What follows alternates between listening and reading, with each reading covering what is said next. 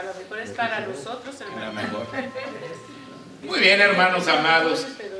El día de hoy he intitulado a mi mensaje La conversión de los buenos. ¿Cómo ven? La conversión de los buenos. La mayoría del tiempo se asocia la conversión a Cristo con los más grandes pecadores. Se cree que la conversión a Cristo es para los malvivientes, para los drogadictos, para los ladrones, para los viciosos, para los blasfemos, etc. Es decir, se cree que la conversión es para los malos. Y como nosotros no nos consideramos malos, o al menos no tan malos, entonces pensamos que la conversión no es para nosotros. La Biblia nos habla de 4 hombres buenos que necesitaban convertirse a Dios. 3 de ellos se convirtieron, pero lamentablemente uno de ellos no se convirtió, aunque era tan bueno. Veamos, hermano.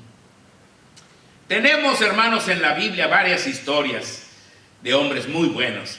Y voy a empezar con la de Samuel, que fue el pasaje que leímos, ¿verdad? ¿Se acuerdan de Samuel, hermanos? Mi hermano Juan Manuel ahora en diciembre nos predicó, ¿verdad?, sobre Samuel y de cómo su madre fue al templo a orar porque quería tener un hijo, ¿verdad?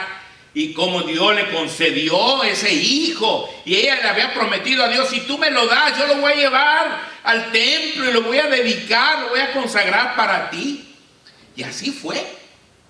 Cuando ya el niño fue destetado, hermanos, lo tomó su madre Ana y lo llevó y se lo entregó al sacerdote Elí para que ministrara ahí en la casa de Dios. Y ahí creció Samuel, ahí en el templo. Pero ahí estuvo toda su vida junto con el sacerdote Elí. Entonces, pues él era un joven muy bueno, siempre estuvo dentro del templo. Estaba todo el tiempo ministrando las cosas de Dios.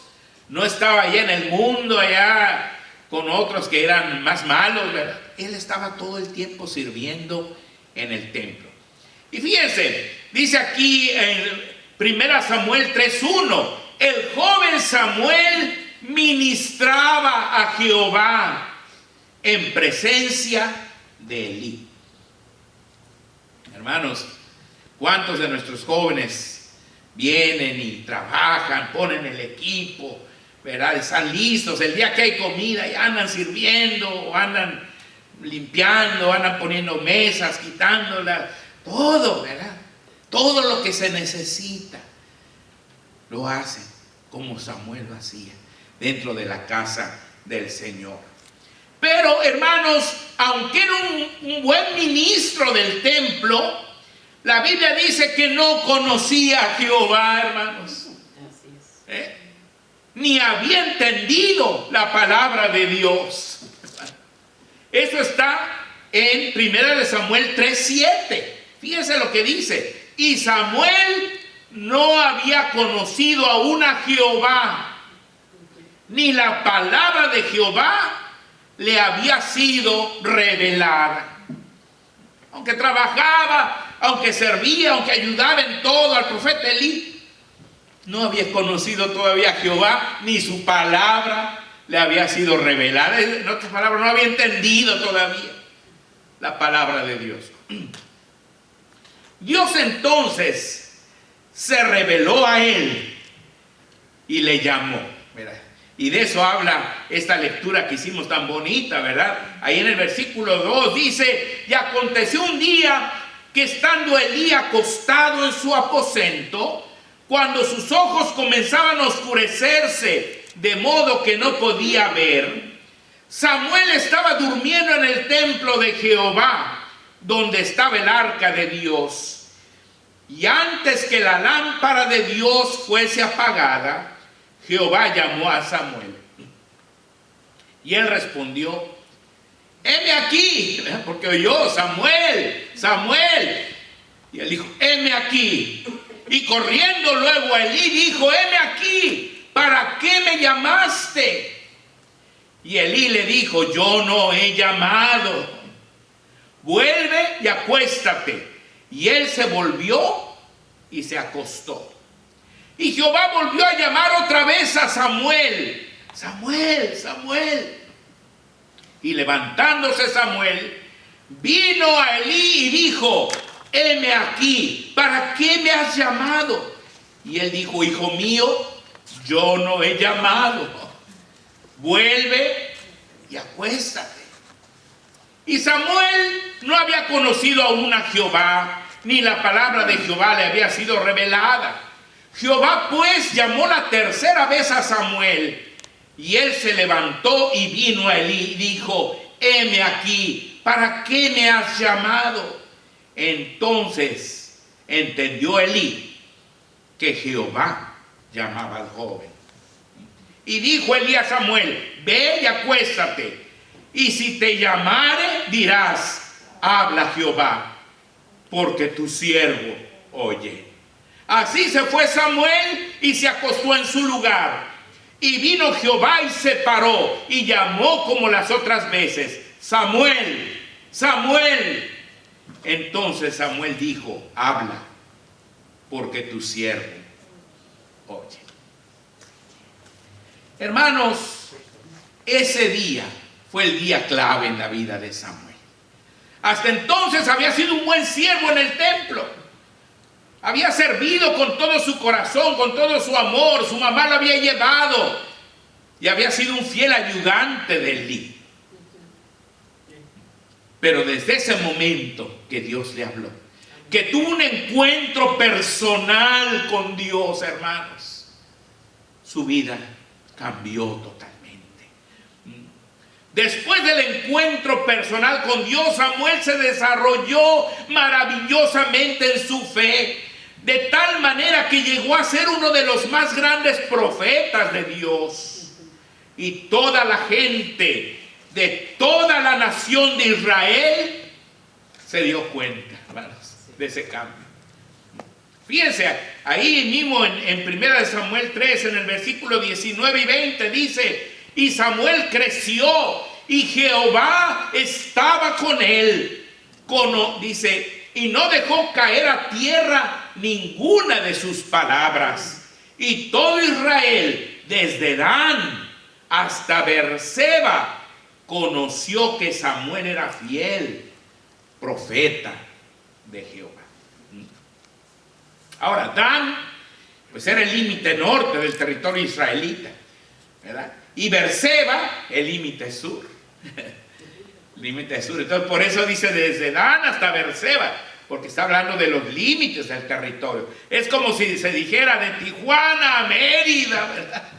Todo el mundo conoció que Samuel era un fiel profeta de Jehová.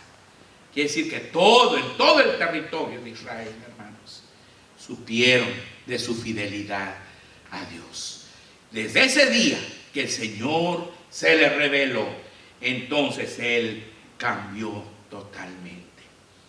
Quizás tú has crecido en la iglesia desde pequeño y sabes cantar, orar y hasta te sabes las historias de la Biblia. Pero, ¿ya conoces a Cristo? ¿Sientes su presencia dentro de ti? ¿Has sido transformado por el poder del Espíritu de Dios de tal manera que todos lo notan? De hecho, según las estadísticas, mis hermanos, las personas más difíciles de convertirse a Cristo son los hijos de los cristianos, porque ellos saben cómo orar, saben lo que la Biblia dice, saben cantar los himnos y cantos de la iglesia, dan ofrendas y hasta saben muchos versículos de memoria. Pero todo esto lo hacen mientras están bajo la autoridad de sus padres. Pero en cuanto pueden, huyen y se van al mundo, porque tuvieron la forma, pero no el fondo. Es decir, nunca tuvieron un encuentro personal con Cristo. Y eso es triste, hermanos.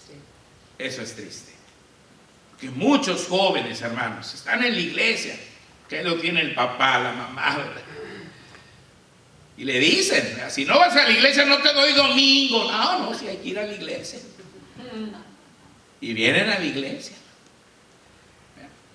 Pero en cuanto pueden, hermanos, se van. Se van. Y algunos, muy contados, pues se van porque pues, no hay mucha juventud, buscan otra iglesia donde esté más animado, más joven. Bueno, es de entenderse. Pero muchos se van al mundo, hermanos. Al mundo. ¿Verdad? Y ahí es donde nosotros tenemos que, hermanos, de veras meterle ganas para interesar a nuestra juventud, hermanos. Que estén dentro de la casa del Señor. Que no pierdan esa fe, ¿verdad? Esa alegría de servir a Dios. Orar mucho, pero también estar con ellos, hermanos. Estar con ellos. Este año, mis hermanos, yo estoy planeando llevarlos a confraternidades, hermanos.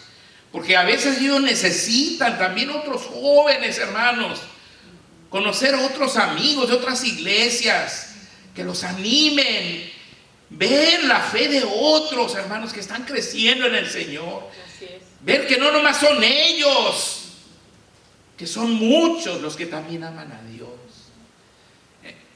¿Y por qué no? Hasta encontrar ahí a su noviecita o a su noviecito en esas confraternidades, hermanos. O amistades de otras iglesias. Eso es algo muy bueno, ¿verdad? Para nuestra juventud, hermanos. Ahora, mis hermanos, hay otro ejemplo en la Biblia de un hombre bueno. Ese es Cornelio. Cornelio. Fíjense, eso está en Hechos, el capítulo 10.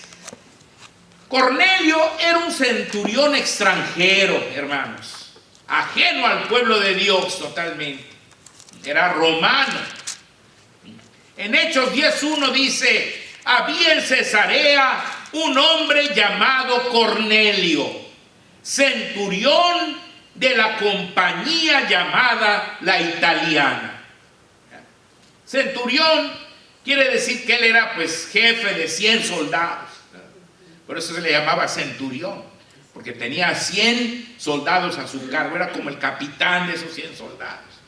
Entonces era una persona importante en el ejército de Roma. Pero él, hermanos, aunque era extranjero, tenía cualidades sorprendentes, hermanos. Vean lo que dice en el versículo 2, en Hechos 10:2, dice: piadoso y temeroso de Dios con toda su casa, y que hacía muchas limosnas al pueblo y oraba a Dios siempre. Vamos a ir mencionando cada cosa, ¿verdad? Piadoso. Piadoso. ¿Qué significa piadoso? Significa que vivió una vida santa y pura, hermanos. No andaba de pecador, de malo, ¿verdad? Se portaba bien, en otras palabras. Temeroso de Dios significa que sabía de Dios y que creía en Dios. Cornelio, hermanos. Y luego dice: con toda su casa. Significa que no solo él, sino que había enseñado a su esposa, a sus hijos y a sus criados a creer en Dios. Toda su casa también creía en Dios. Era un buen líder. Hacía muchas limosnas al pueblo. Significa que mostraba sin límites el amor a todos los necesitados por medio de sus buenas obras excelentes. Se preocupaba por el prójimo, hermanos, por la gente de su comunidad. Al que veía, hermanos, necesitado, iba y le daba, lo ayudaba, le daba la mano para que se levantara. Oraba a Dios siempre, dice la Biblia. Significa que buscaba con toda sinceridad e insistencia al Señor. Pero mis hermanos, aunque Cornelio era tan bueno y tenía todas estas cualidades excepcionales, le faltaba convertirse a Cristo. Era muy bueno, pero no conocía a Cristo.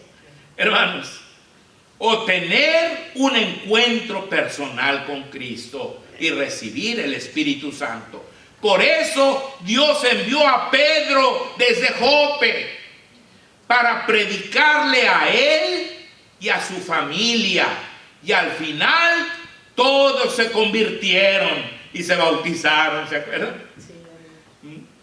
Muchas iglesias de hoy están llenas de varones y damas como Cornelio. Quizás tú eres una de esas personas como él.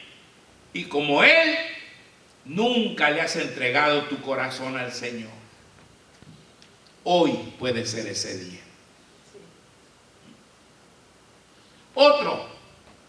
Otro bueno fue Apolos. Apolos. Eso está en Hechos 18, 24 y 25. Apolos, mis hermanos, tenía cualidades excepcionales también. Fíjense lo que dice en Hechos 18, 24 y 25. Dice: llegó entonces a Éfeso un judío llamado Apolos, natural de Alejandría, varón elocuente, poderoso en las Escrituras. Este había sido instruido en el camino del Señor y siendo de espíritu fervoroso, hablaba y enseñaba diligentemente lo concerniente al Señor, aunque solamente conocía el bautismo de Juan. O sea, no conocía a Cristo Jesús, hermano. Vean todas sus cualidades. Dice: Apolos era elocuente, es decir, un gran predicador, hermanos. Dominaba el don de hablarle a la gente. Hablaba, pero con una autoridad, con una potencia, con una forma muy hermosa, ¿verdad? Predicaba.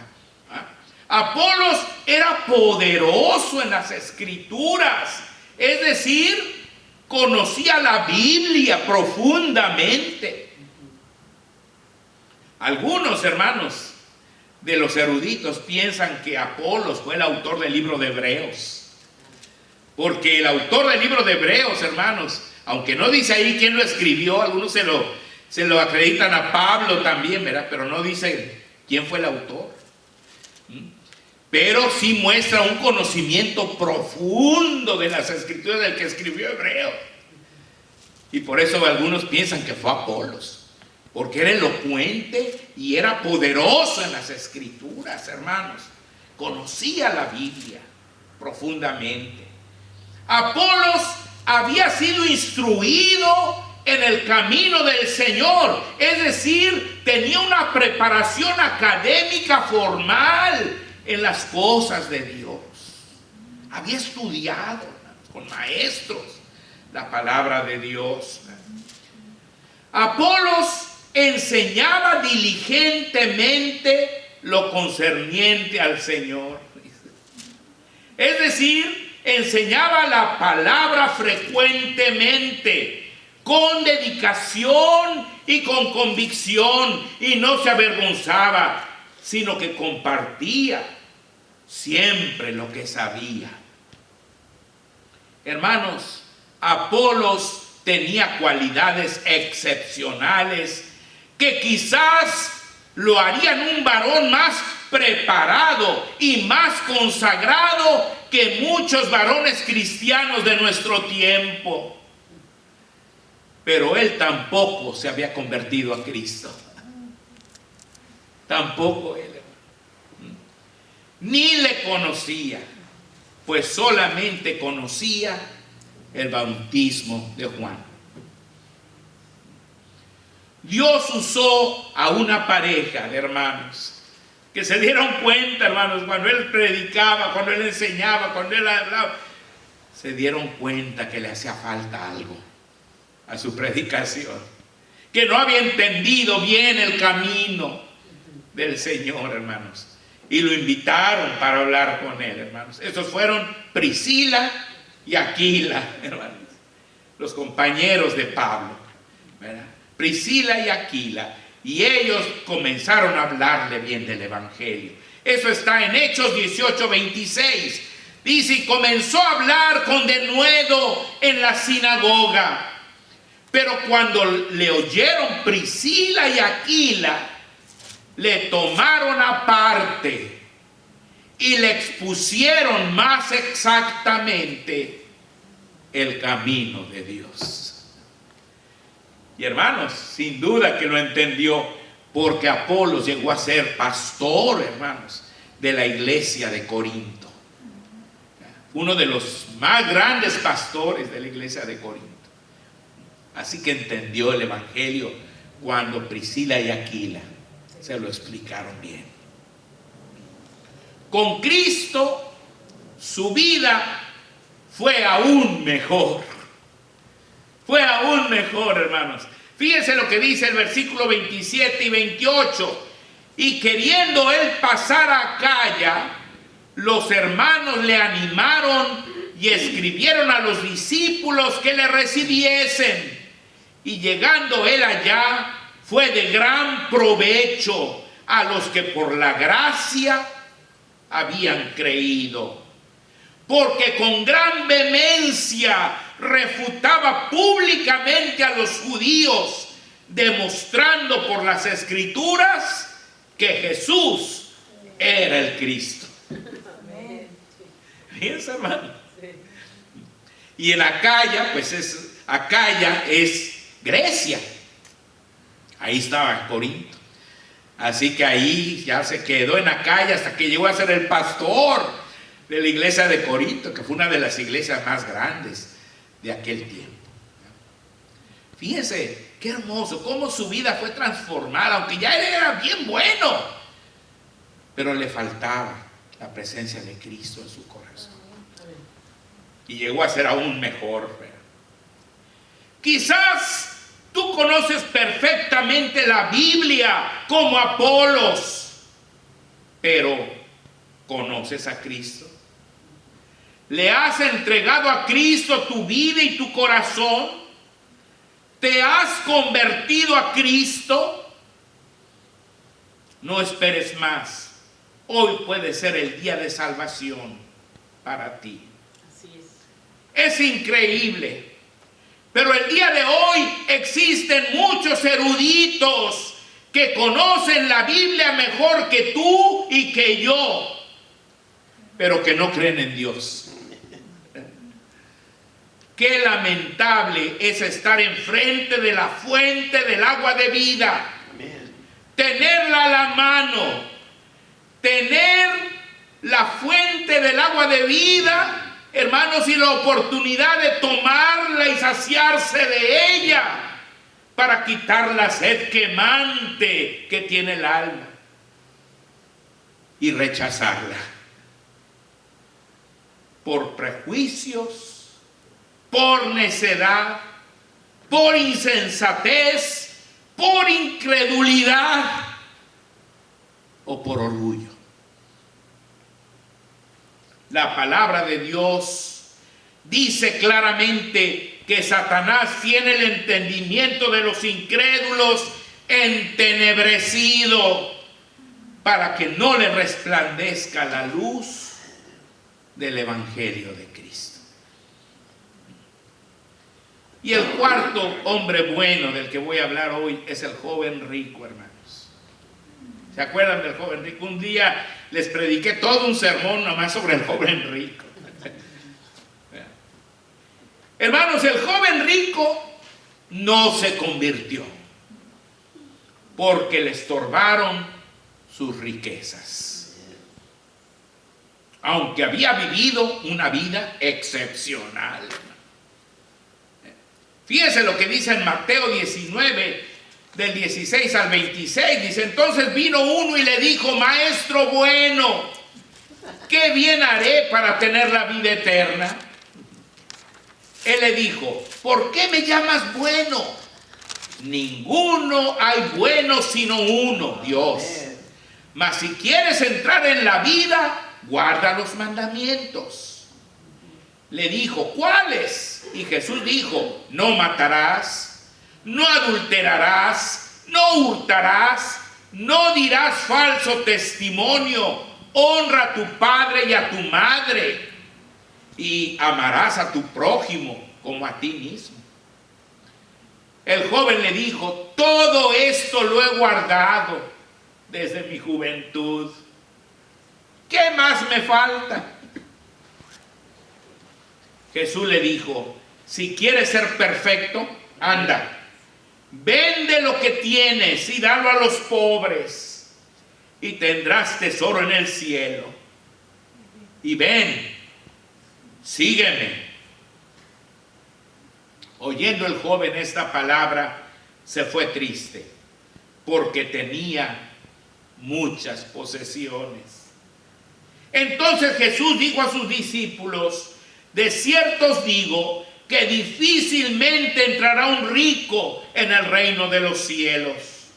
Otra vez os digo que es más fácil pasar un camello por el ojo de una aguja que entrar un rico en el reino de Dios. Sus discípulos, oyendo esto, se asombraron en gran manera, diciendo: ¿quién pues podrá ser salvo? Y mirándolos Jesús les dijo: para los hombres esto es imposible, mas para Dios todo es posible. Hermano, ¿qué es lo que te estorba a ti para convertirte a Cristo? Quizás tú no seas tan rico como el joven rico, pero a él le estorbaron las riquezas. ¿A ti qué es lo que te estorba? O quizás ya se has convertido. A lo mejor sí, tú ya te convertiste a Cristo en verdad, pero te has alejado del Señor. ¿Qué estás esperando para reconciliarte con Él? No esperes más. Mañana puede ser demasiado tarde. En mi experiencia pastoral, mis hermanos, he conocido a muchos hermanos muy activos y dedicados al trabajo de la iglesia, que de repente resultan ser tomadores, o adúlteros, o fumadores, o padres de 2 o de 3 familias. He conocido parejas que viven en unión libre porque no se han divorciado aún de sus respectivos cónyuges. He conocido hermanos que hablan con un vocabulario correcto y amable en el templo, pero en su trabajo hablan con vocabulario soez, es decir, con groserías. He conocido a jóvenes que son muy activos en las iglesias, pero mantienen relaciones sexuales con sus novias o con sus novios. Fuman marihuana, tienen sus muros cibernéticos llenos de obscenidades, son desobedientes y groseros con sus padres, son groseros con sus instructores y a veces hasta con su pastor. ¿Por qué pasa eso, hermanos? Porque muchos son evangélicos, pero no han tenido un encuentro real y genuino con Cristo. Amén, así es. No han nacido de nuevo, no han experimentado la renovación y regeneración del Espíritu Santo. Si tú necesitas al Señor, te invito a que lo recibas hoy. Te garantizo que Él pondrá tu vida en completo orden. Que Dios les bendiga, mis hermanos.